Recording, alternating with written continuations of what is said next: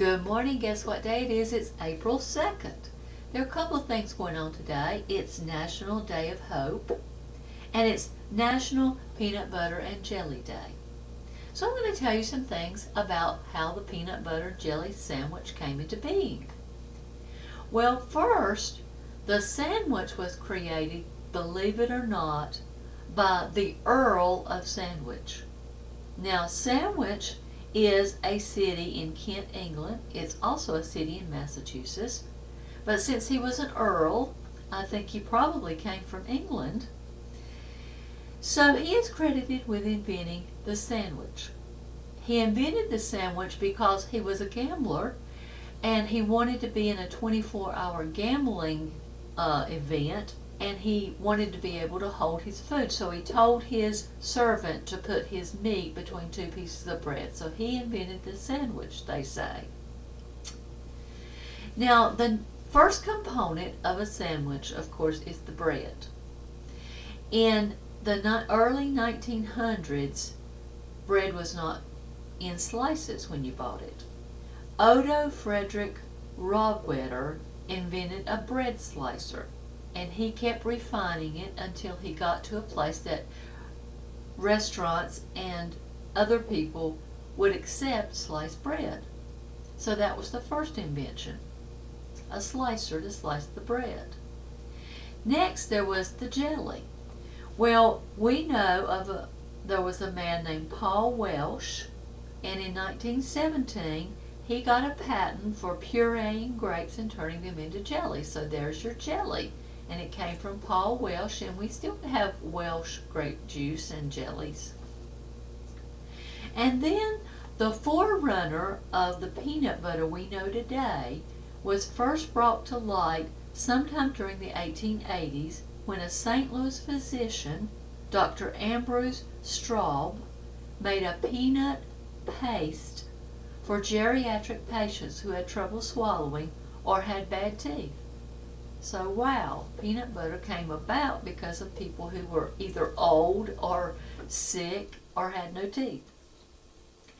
According to this article, around the same time, Dr. John Harvey Kellogg was the first to patent a process for manufacturing the peanut butter. And peanut butter was first introduced at the 1893 Chicago World Fair. Then in 1901, the first peanut butter and jelly sandwich recipe appeared in the Boston Cooking School magazine of Culinary Science and Domestic Economics. It was written by Julia Davis Chandler. So I guess she is the first one to have a recipe for peanut butter and jelly sandwiches. But it still was an exclusive food, and its popularity among the masses was not yet come. But the major event that took the peanut butter and jelly sandwich over the top in popularity was World War II. Peanut butter and jelly were on the U.S. military ration menus in World War II. Peanut butter was high in protein, shelf-stable ingredient, and easily portable on long marches.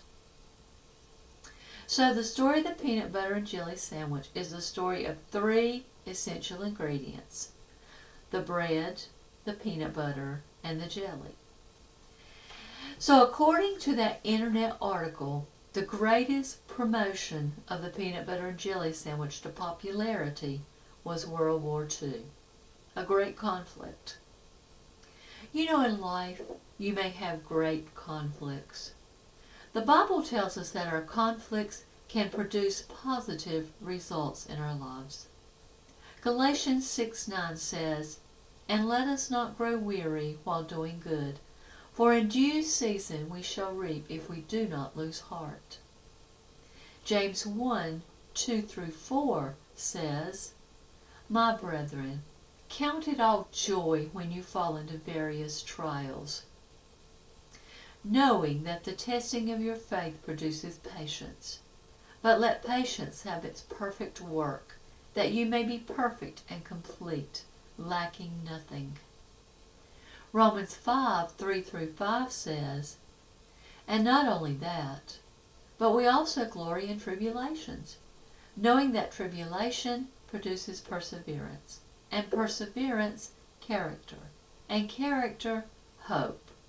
Now hope does not disappoint, because the love of God has been poured out in our hearts by the Holy Spirit who was given to us. Isn't that amazing? The other thing we celebrate today, remember, was National Day of Hope. So today, if you're going through tough times, hang on to God. He is your hope.